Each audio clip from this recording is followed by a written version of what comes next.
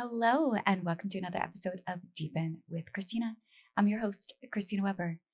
And today I have for you my storytelling coach. She is one of the top speaker coaches in the world, Colleen Schell, dear friend. About a year ago, I had an invitation to speak, do a keynote at which is now the Beyond Biohacking Conference. It was the biohacking conference at that time. And I knew that I wanted to rock that talk. It was going to be the first time that I put together my story. And there was a lot of anxiety that I felt around that because I was doing something big. It was something new, something that I knew that I was destined for, but organizing my thoughts around my life experience that had garnered me this invitation seemed very heavy. Where would I begin? And Colleen had just arrived in Austin, Texas from Bali. And when we met, I knew automatically that this would be the woman to support me in having that moment, that big moment in my career, hitting that milestone. And Colleen, I've seen you help so many people, support them in telling their stories, because it can be a lot. I'm in my 40s. I have a lot of life experience that has created me and brought me to this moment. So I'm so excited to have you, first time guest on Deepen with Christina, and get to dive into self-love, maybe torrid love affairs. I know there's still something inside me that wants to talk about Yacht Girl's Guide to Save the World, but hey, maybe we'll get into that in a bit. Welcome to Deepen with Christina. Thank you so much, Christina. So as we're riffing to what we're going to talk about today, you mentioned self-love, and I can resonate with us diving into this topic specifically around, because as I mentioned, doing this talk at the biohacking conference last year was a big career moment. And it was something that I got to witness myself in deep preparation, in overcoming a fear. And I fell more in love with myself from that moment. Esther Perel talks about, in our very first podcast, the 3 secrets to maintaining desire in a long-term relationship. And I find those 3 secrets are actually the same secrets that keep love alive within oneself. So those are being, number 1 is that when you have the opportunity to miss your partner and then reunite. 2 is that when you see your partner through new eyes, when you see them do something that you didn't know that they had the ability to do. And 3 is when you accomplish something together in collaboration. Maybe that's when you have children, or you invest in a new home, you invest energy in a philanthropic initiative, you host a party together. And again, those same 3 things, self-love for each other, for yourself, is that, number 1, it's when I find love for myself when I forget who I am and then I remember, or I have a big breakthrough, a realization, and like, oh my gosh, yeah, this is who I am. Number 2 is when I see myself in new eyes. That was like the talk at the conference. Or number 3 is that when I'm in collaboration with others around me, that we're doing something meaningful together. Mm-hmm. And I get a lot of that through We Deepen and Love Club as well. So yeah, as we dive into the topic of self-love, I wonder how those specific 3 things resonate with you in that area. I love it. I love the idea of seeing yourself through new eyes and really starting to reveal to yourself who you are. And that is one of the ways that I have fallen deeply in love with myself, is understanding like, oh my God, there's so much greatness inside of me that I haven't tapped into. And once I start opening that door to finding that greatness from taking risks, from putting myself out there, being willing to look foolish, to be wonky, but know that there's a fire and a desire inside of my heart to do it. So I go for it. And that excavates this beautiful wisdom and gems that I didn't even know were there. and I get to sit with myself and say, wow, that's pretty kick-ass. That is pretty kick-ass.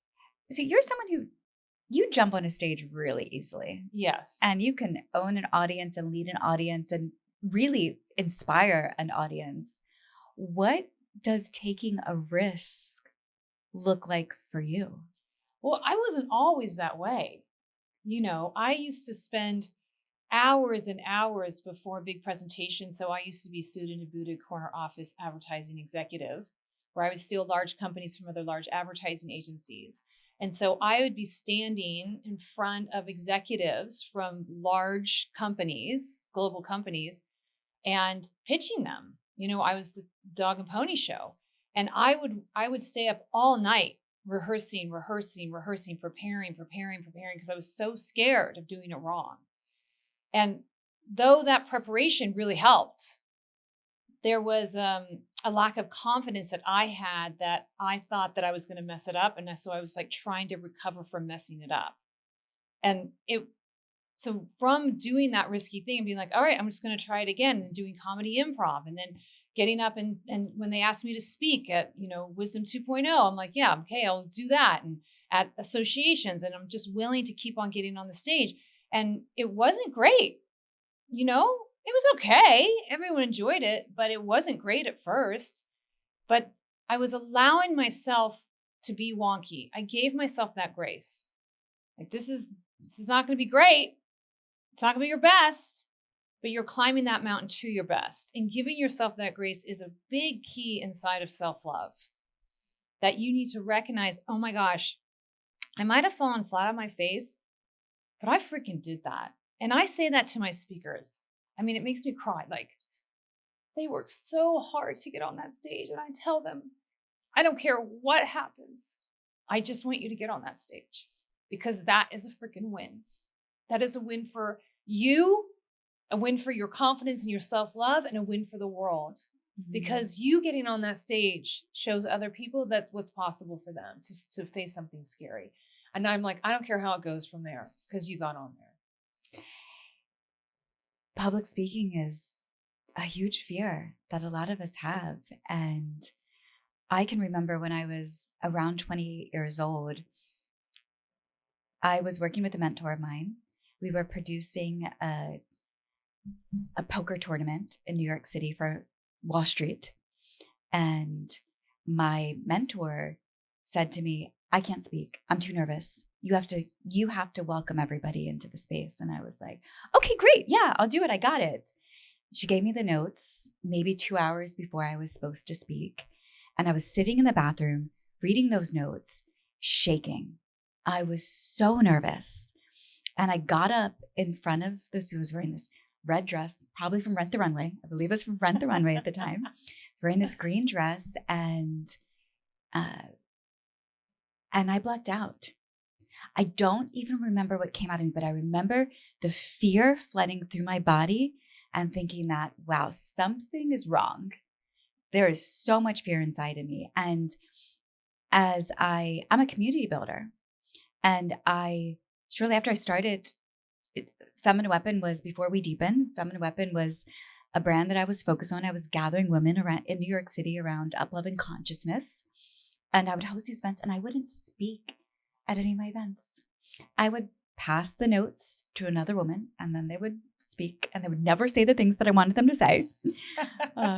This one time I also remember I co-produced a big concert, Women Rock NYC, and a dear friend of mine was on Basketball Wives. So I was like, Keisha, you MC the show, sent her the notes, and she got up on stage and she read the notes that I sent her off of her phone. And I thought, wow, I could have done that. And before David Guillaume was as popular as he now is on social media, he was my private teacher. And I was sharing this challenge that I had, this big fear that I had. And he said to me, wow, Christina, your ego is so big. And I was like, what? He's like, yeah, you're so self-absorbed that you are willing to hoard information from other people that could actually help them.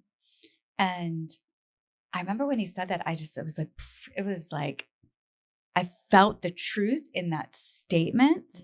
And it also flipped the script on me because in my mind, I was just shy. I didn't need the stage.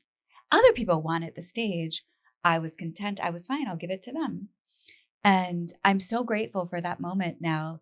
That was probably about 14 years ago. And I knew, though, that continuing to invest my time and energy with people who believed in me and were willing to inspire me. I working with you, what I loved about that, those few months that we had together is that, we did a little rodeo show where I would invite friends to my house, or a friend would host me at their house and they'd invite all their friends, and then I'd practice my talk, and people would witness the two of us in our dynamic and be inspired by the coach student dynamic and how much you were willing to stand for my greatness. You were standing for my greatness. And I think of that as, now of even in Love Club and the teachers, the faculty, and you being one of them, because you teach inside of Love Club as well, is that how each of us are standing for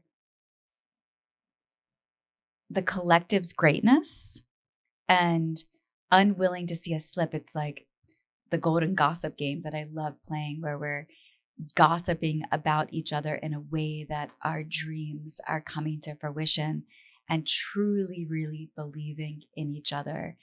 And that is what also unites self-love. I mean, that's the third one of Esther Perel, of like doing things in collaboration with each other.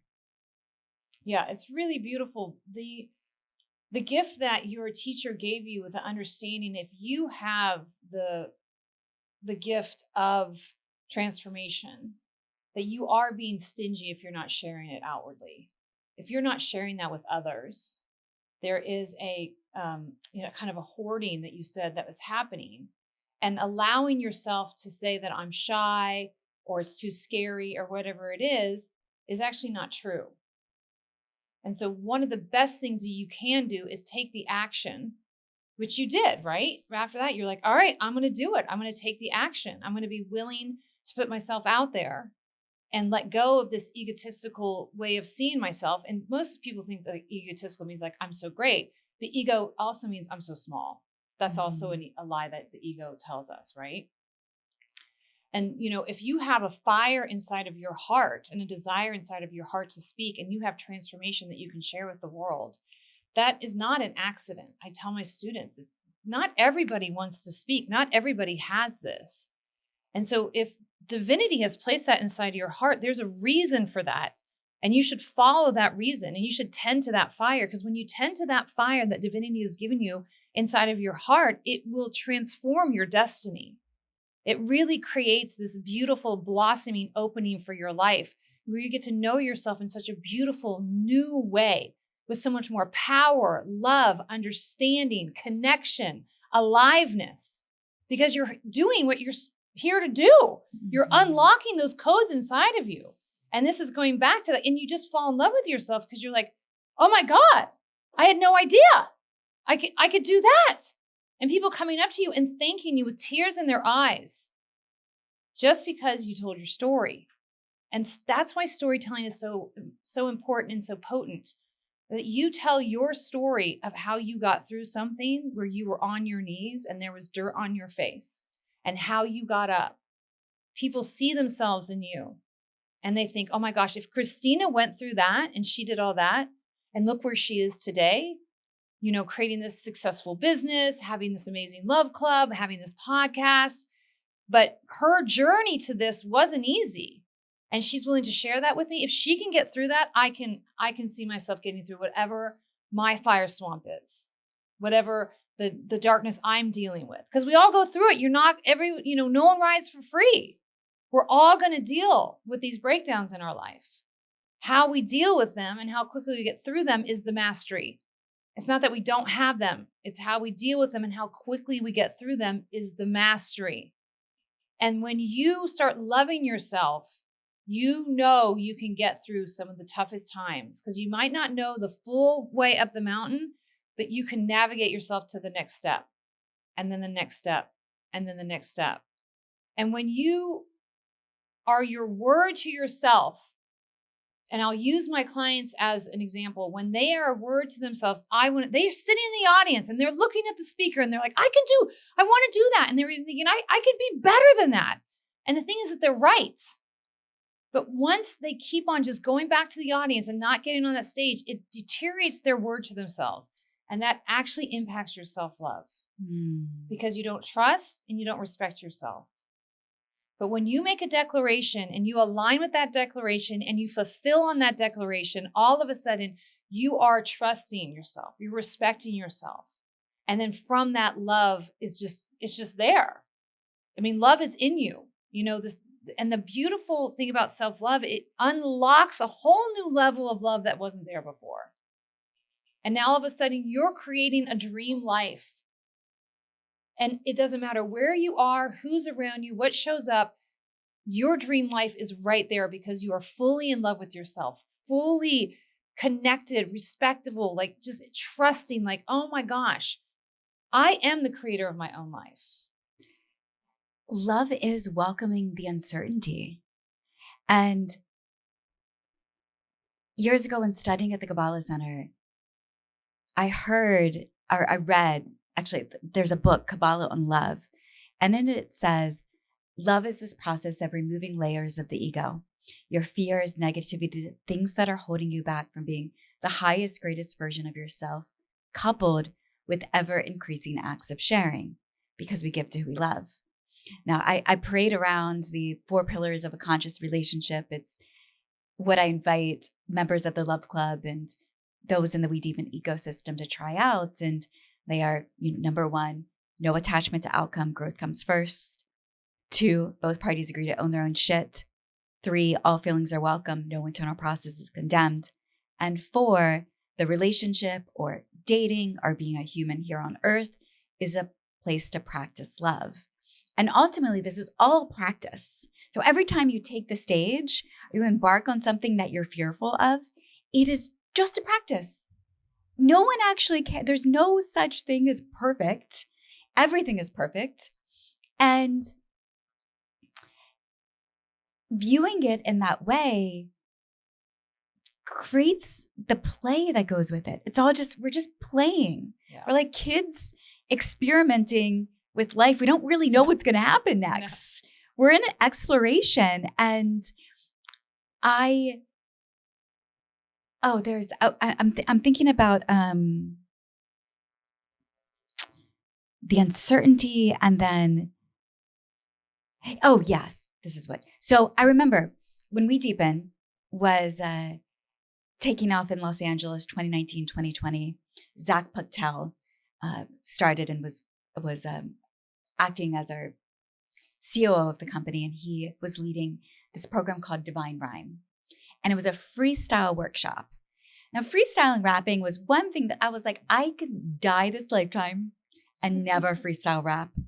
Totally okay. But now he's working for the company. We're spotlighting and promoting transformational experiences. I got to go do it. I guess, I'm the CEO of this company. I got to show up and do this freestyle workshop. And at the end of it, there I was, because he takes you on this journey to prepare you, because you're with a coach. So it's an adventure that you're going through. And at the end, I did freestyle rap and it was hilarious. I can't say it was good, but everybody enjoyed watching it. And everybody enjoys just watching somebody do something that that is an edge for them. You love watching somebody go take the stage and do stand-up comedy for the first time, especially if you love that person. Yeah. Like, you can't do it wrong. And of course, yes, there's times where we've all seen a speaker that we're like, oh, this isn't that fun. But even that, you're just going back and the audience is just thinking about themselves in the moment. They don't really care. about your perfectionism? No. And when you give other people also the space and grace from loving yourself, and that often happens when you're giving yourself space and grace and loving yourself fully, you will gift that to others. That will kind of just like automatically blanket over them. So even if they are boring, you'll be like, they're doing it, man. They're doing it. That's great. And you don't care anymore. You're not offended by them coming up and being boring. You're like, okay, whatever. It's not very good, but they're doing it. That's impressive. And when you navigate life like that, again, certain types of, it's almost like levels on block, bloop, bloop, bloop, bloop, bloop. Like you're going to the next level of the video game where you're able to play at a higher level where things become easier. Life becomes this thing where it's coming, not only working for you, but it's working through you. Like you are the creator of this life that you're navigating. You're building your own world.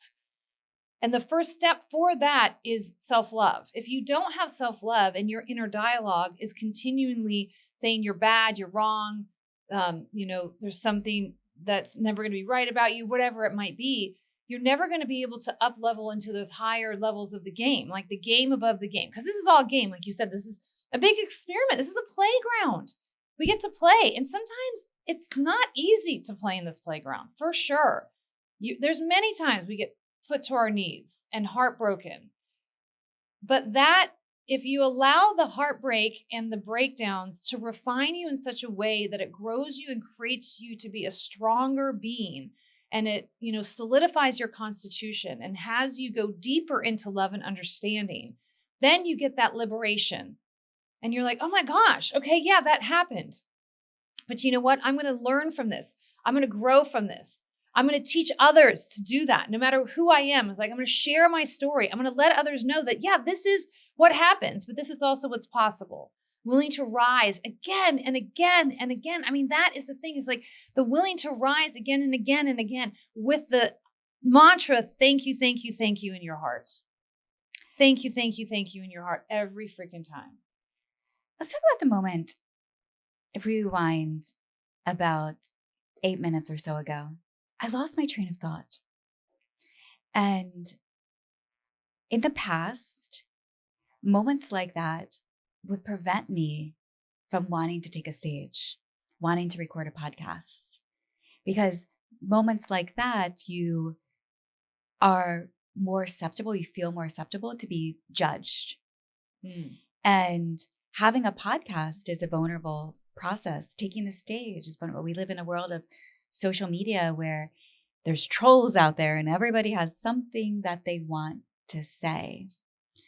So what would you tell a speaker or somebody who goes to that moment where they lose their train of thought and then fear enters the space and there's the worry of being judged? Yeah. So the first thing I would say, you have to practice. I would never tell you to get on the stage without practicing. And practicing is tender. I don't really understand why people do not like to practice, because it's kind of like they're facing that feeling of, oh my gosh, I'm going to do it wrong so close in practice. So they just go and wing it. So if you practice makes progress. If you practice, you will progress. And then when you get on stage, if you don't make it a big deal that you lost where you are or had a blip in your head, the audience won't make it a big deal. If you're just like, I got to go, I forgot where I was. Let me get to my notes. And you wander over, you get your notes. You're like, oh, yes, that's where I am. Okay, yes. When she said this, da, da, da. And they're just like, oh, okay. And they actually kind of like it. They're like, oh, this is interesting. They're just human on the stage. They're just being real. As soon as you make it a big deal, the audience makes it a big deal. But if you're like, that's chill, you're just chill. But you can only get to the place where you don't make it a big deal is if you've practiced. So everything's always a practice. We are always, even taking the stage, you're practicing for the next big stage. For sure.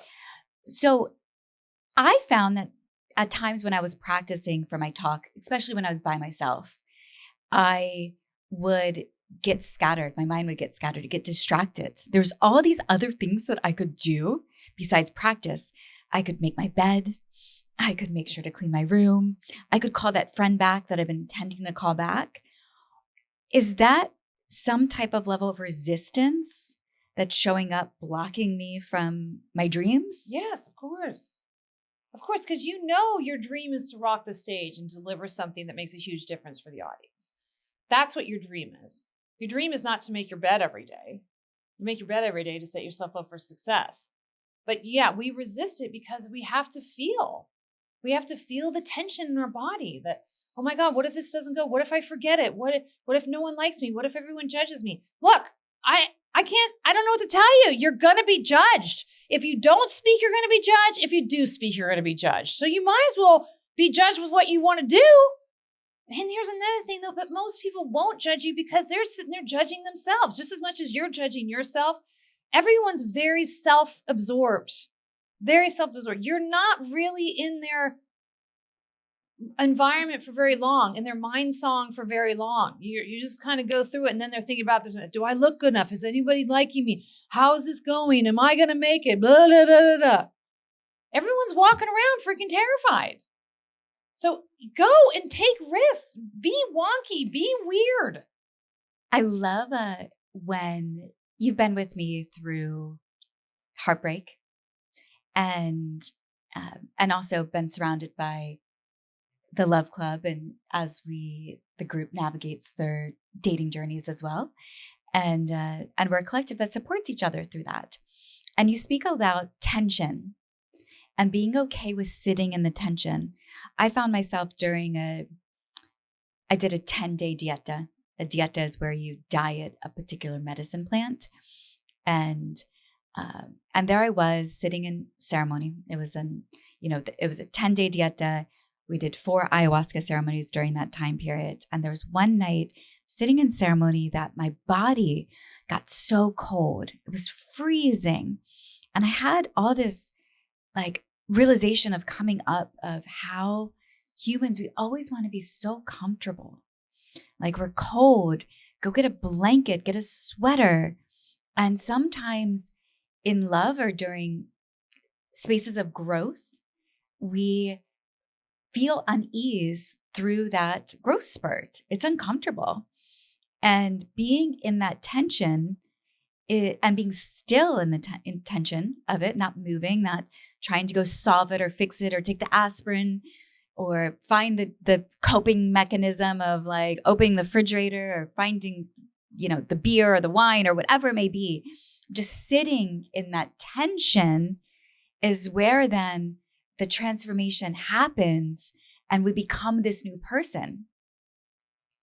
So how is it when you speak of the tension, how, what do you do? What are you doing to find, I guess a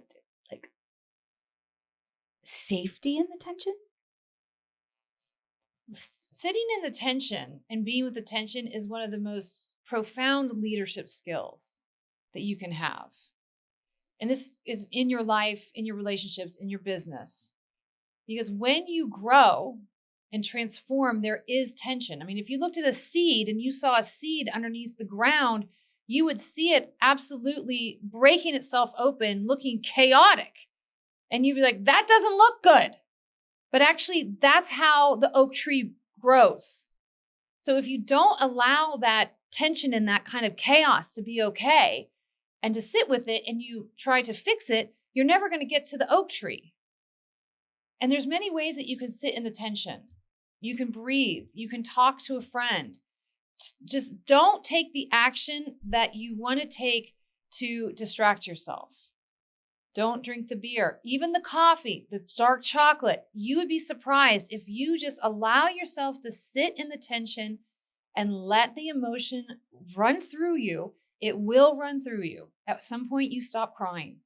You started crying before and you've stopped. That's true. Right? Yes. At some point, you will stop crying. At some point, the emotion will go through you. And if you allowed yourself to sit with the emotion and be with the emotion, you can easily put your hands on your heart and say, I am safe. I am safe. I am safe. There's other things to regulate your nervous system, the butterfly tap on each shoulder, to allow yourself to be in your body to just go through what it needs to go through. And it's like, and you're there as the steward of your body. Like, you've got this, babe. You are safe. You've got this. You've got this. And once you get through that tension and you allow yourself to break through, that feels like a transformation point. And that's another way that you fall in love with yourself, because you didn't sabotage yourself. You were willing to sit with it and allow it just to be. Because most of us, we are so safe.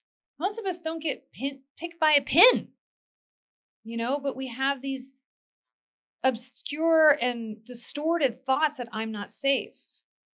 But it's your job as the steward of your body and your nervous system to let it know that it's safe. It is safe to go through ruptures. It is safe to go through breakdowns. It is safe to be in that tension. This is where the story comes from. Majority of your speakers, when you did a program recently where you took 15 speakers through a training program where they landed on the South by Southwest stage here in Austin, Texas. And each of them stood up and told their hero's journey, their story. It's actually came from the tension that the story comes from. And that's what makes us interesting, which ultimately makes life interesting and worth living. Otherwise, we are in our homes on a couch, watching other people live these incredible lives on screens. Mm-hmm. And the opportunity is right there, right before us to go through our own transformation and have these stories. And then those stories is what we take out when we're meeting new people. This is not just about being on a stage. No. This is about being with your friends, being on a date, going and reconnecting with your family and telling them about what it's like to be you. And that's what connects us to each other. That's the juice that bonds us of like, wow, you've had that experience. That's so amazing. And I felt that way too sometimes. Or I'm inspired by how you are living your life and I'm going to go try that as well. Or I'm never doing that, but thank you so much for going out and having that experience that I get to hear that story. And it's in that storytelling and the relatedness of each other that brings the richness in life. It's not in the yachts. It's not in the big houses. It's not with the fancy cars. It's not even traveling the world. It is inside of the relationships, the depths of the relationships that we have is where our life becomes rich. And this is why We Deepen is so profound. This is why people who join We Deepen have this experience of life that is so enlivening, so enriching, because they're finally sitting with each other and being with each other. And it doesn't matter. They can be in a yurt in a retreat center in the middle of dusty Texas. And they're like, holy shite, my life, I feel so alive, so rich right now because I'm finally looking deeply into someone else's eyes and sharing love together. And that's why there's so much distortion specifically in the West, that our culture keeps on telling us that what makes us feel alive and feel like we have a successful life are these external things. And it's actually the self-love that we can then pour onto others for love that has us feel rich. And this is where the Balinese, I spent 10 years in Bali. This is what the Balinese know. They live in cement houses, dirt floors. They have sarongs. Ibu, grandma has her boobs out and they're hanging down, no teeth. And she's like handing you coffee and rice. And she's just smiling from ear to ear, toothless smile, having the best time. Because she's had the depths of that relationship and the willingness to love deep in community. They don't need anything else but each other's love. And they take care of each other because you take care of what you love. You take care of what you love.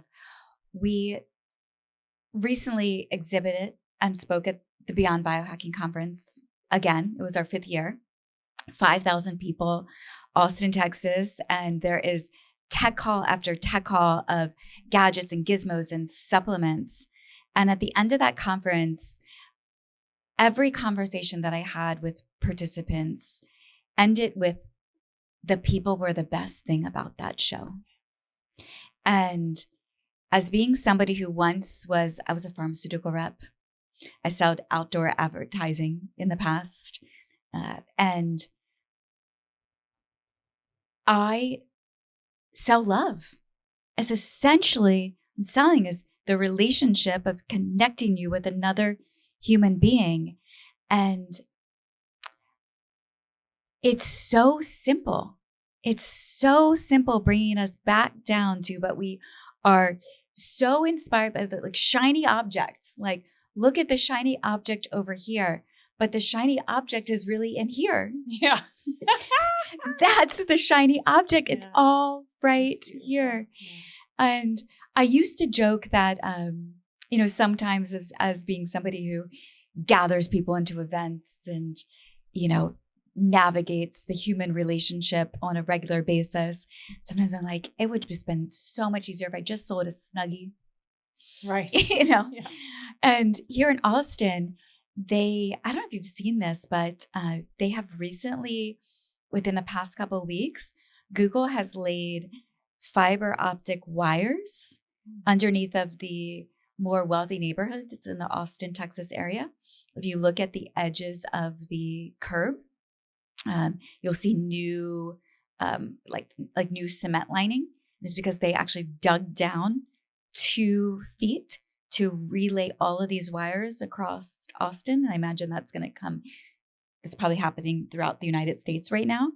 And it's so that Google will be able to present to you anything that you could purchase. They are now going to be competing with Amazon, and they will know exactly what you want and be able to present it to you, and in a way that will give you the greatest deal, but also give them the greatest margins. Like, they're going to make the most money now from selling you more shit. Yeah. Yeah. And I am thinking, wow, like, I'm glad I'm not selling Snuggies anymore, because that market's going to get super competitive, and those margins are going to decrease, go down. And now moving into this, AI powered world, it's actually these stories and human connection that is going to matter most. Yeah. I mean, there's a great saying, and I can't remember who said it, but if you do what's easy, life will be hard. If you do what's hard, life will be easy. And it's an interesting juxtaposition, because you wouldn't think it. It doesn't make sense. So if you were doing Snuggies, it sounds really easy, and you don't have to be connected too much for people. You can make advertisements about it, be really cute and fun for a while, but it's actually not going to be an easy life. It actually is going to be difficult, because you're not doing what you're here to do. But selling love, as you say, or selling the possibility for you to drop the barriers that are stopping you from loving, that's Rumi. So you were talking earlier about, like, the love is inside of you. So Rumi says, don't go out to seek love, just drop the barriers that are stopping you from experiencing it inside yourself. It's, it's in there. It's just barriers inside of you, so stop loving. But if you do what's hard, quote unquote, and do the right thing for you, your life will become easy, because you don't feel like you're working. I'm not saying that it's easy every day. You do have to face yourself. You do have to be on the tender edge of what you think is possible for you. And, tears come easier that way, but richness is just right there. And then all of a sudden, dreams start coming true. Opportunities open. Being on the stage and speaking, you just get on the stage and people don't care. They don't care if you're perfect. They don't want perfection. They want connection. And they will forgive mistakes. They will not forgive boring. Mm-hmm. So you can make mistakes, and you don't have to be perfect. And as long as you're connecting, most of my time, I'm just teaching my students how to drop the barriers from you connecting with others. That's it. As long as you're connecting with the audience, they feel alive. That is a hack. Connect with the audience. Just keep on connecting with the audience. And they're like, oh my gosh, that person is me. I'm like, we're right here. It's just me and her having this conversation. But if you're willing to take that hard road, doors will open once you get on that stage. People are like, hey, do you want to be on my podcast? Or, I'm doing this retreat. Would you like to be flown out to London and teach my students? Or, for me, it's like, come to Tulum and do your here at the festival. Or, I did actually go to London as well. And it's like, so it's just like constantly these opportunities. So life becomes a lot easier because you're preparing yourselves for those opportunities. And people often say, well, what's for you will never bypass you, right? But I want to say the way to make sure that happens is how you prepare yourself for what you want to have happen. It's all in the preparation and the practice. And it's right. Every time you get on a stage, you're practicing. And if you want to be a speaker, consider that you are a speaker in every room. You have that speaker persona when you walk in the door, so that you are there to lead people, to show them what's possible, to inspire them, to ask them potent questions. That's what you're doing in every room. I don't care if you're walking into the cafe or walking to a 500-person room of your industry leaders. Like, you are a speaker, and do never drop that persona. This is somewhat controversial. I always want to try to say this on stage, and we kind of go back and forth each time about it. But true love is an earned experience. And I say it's an earned experience. It's essentially what you're saying right now, because it requires effort. You actually have to do uncomfortable things.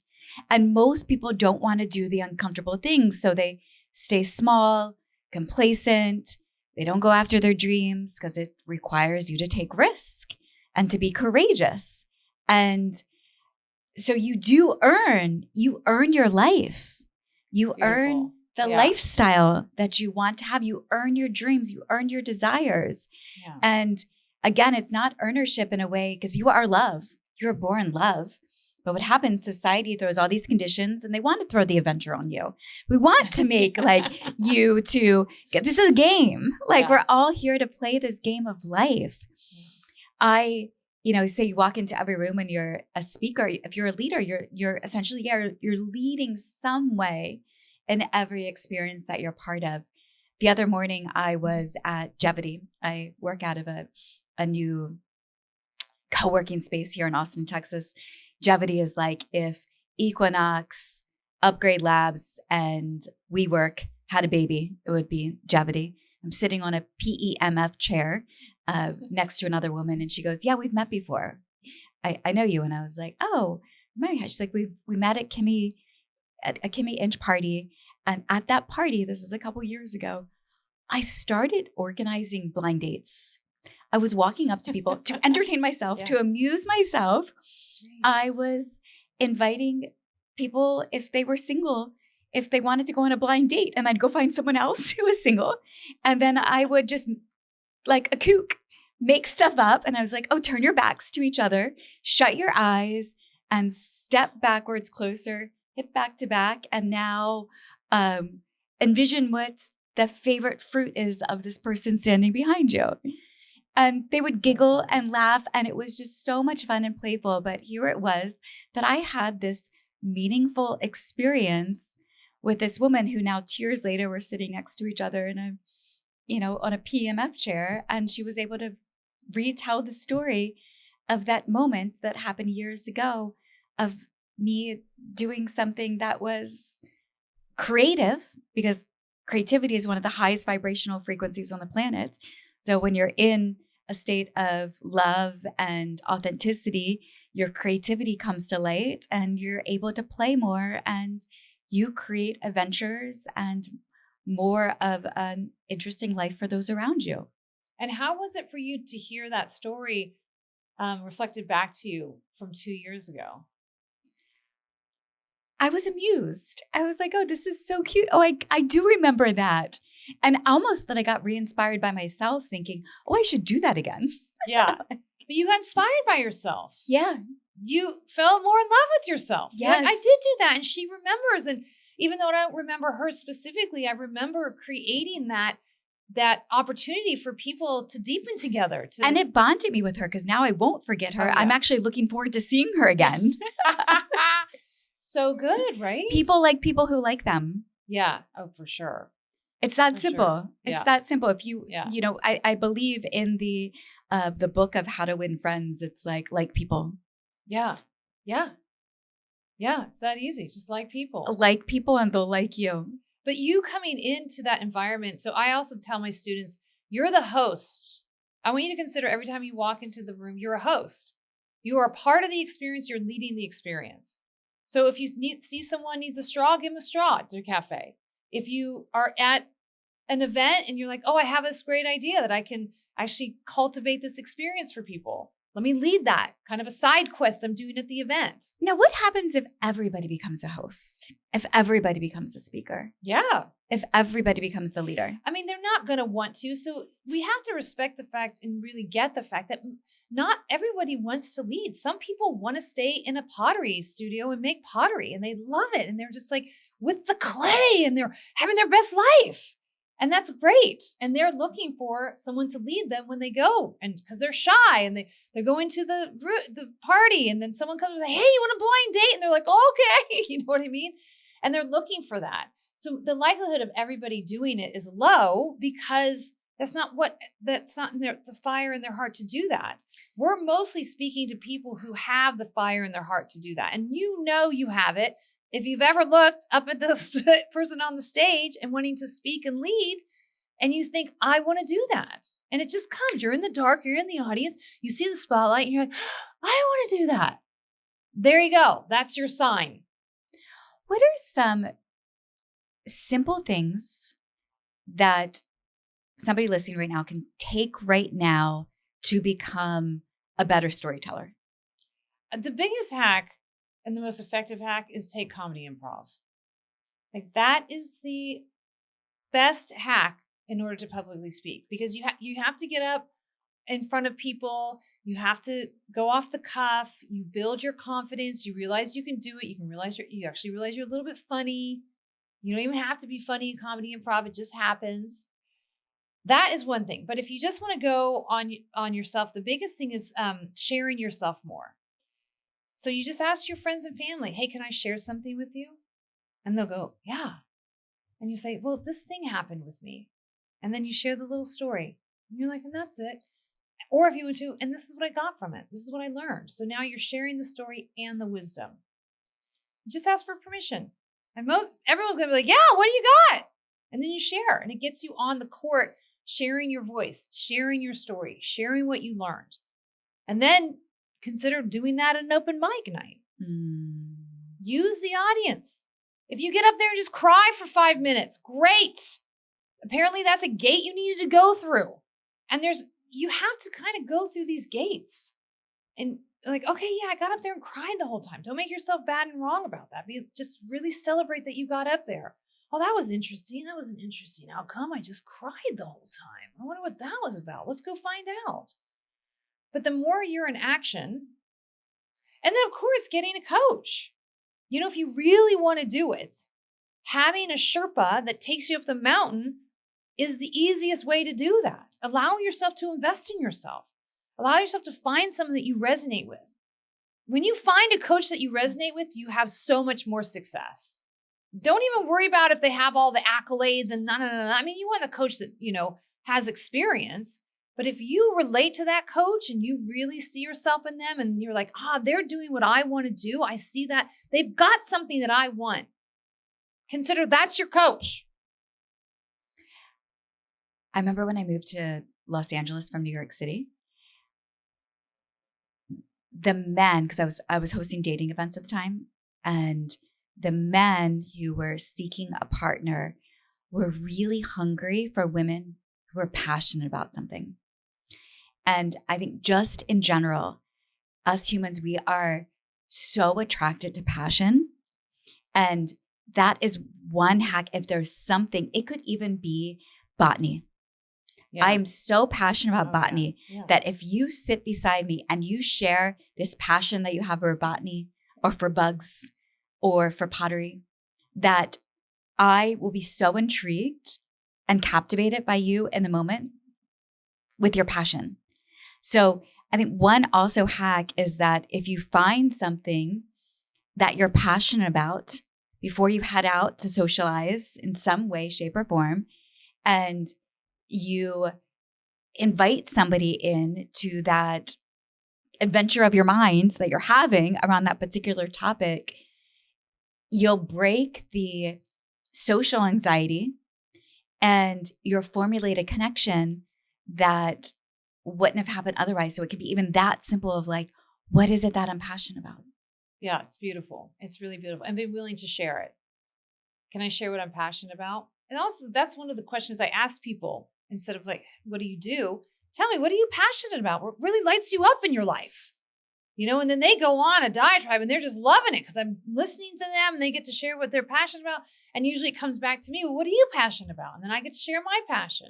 And then someone comes in and they're like, what are you passionate about? We were just sharing that he's passionate about, I was going to say dolls, but that's probably not, he and dolls don't really go together. He's passionate about race cars.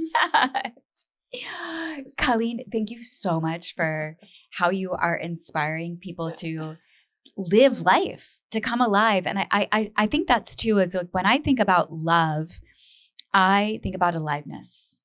It's actually what fuels me to wake up in the morning and to venture out in the day. And when I attract it to somebody else, I also feel this sense of aliveness that runs through my body. And you are waking people up into a greater sense of aliveness. That's beautiful. One of my favorite quotes from Joseph Campbell is that he said, I don't think people are looking for a life of meaning. They're looking for a life that has them be fully alive. And now meaning gives you that aliveness, but it's so true. And if you're walking around fully alive and you gift that to the world, you can say that's a life worth living. Like, no doubt. That is a life worth living. If somebody did want to work with you privately or in one of your containers, what do you have coming up? What can they do? I have a couple things coming up. In the end of September 19th and 20th, I'm doing a 2-day live event here in Austin. And it's the 7-figure visionary speaker weekend accelerator, where you get to come and I'm just going to pour into you as much as I can. She pours into you. Yeah. So great. Just as much as I can to make sure that you walk away more alive, more confident, more willing to go out there and have that life that you say that you want through storytelling and public speaking. So it's storytelling training, stage presence, speaking training, techniques and tips. You get on the stage, I coach you in the hot seat. Like, we just really make it happen in these days. And then after that, I am having a year-long mastermind program. And if people are interested in that, they just go to fabx.tv. So Fabx is the company. And they go to fabx.tv and they can book in a call with me and I can take them up that mountain and have you live the life that you say that you want. Like, have you step onto the stage. I've done it with thousands of people. And we need more voices out there on the airways. We need more voices. We need you. Like, all hands on deck. Everybody's coming. Don't we all want to go? We all want to come. Thank you so much, Colleen. I cannot recommend Colleen's programs enough. It has changed me. It's created me. Thank you so much. I am so inspired by, if you go to wedeepen.com, Colleen is actually one of the teachers. She's part of the faculty, a guide. And all of those people right there are those who actually create me, like literally create me, and they're creating you, and we're all creating each other. So come in and join us. Well, again, it's been so wonderful connecting with you through the podcast, Deepen with Christina. What we both enjoy most is being with you in real life, whether that's even virtual, of that engagement, that interaction, or in person where we can hug you and be with you and look at you in the eyes and share magic together. So thank you for listening to another episode of Deepen with Christina. And until next time, I love you.